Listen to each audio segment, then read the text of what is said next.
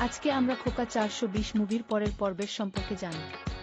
এটি একটি নিখাদ romantic comedy এবং পারিবারিক বিনোদনমূলক সিনেমা।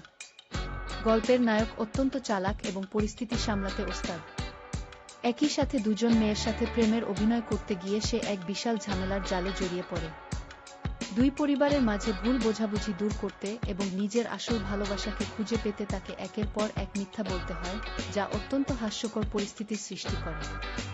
বিনোদনে ঠাসা এই গল্পটি দর্শকদের হাসাতে বাধ্য করবে।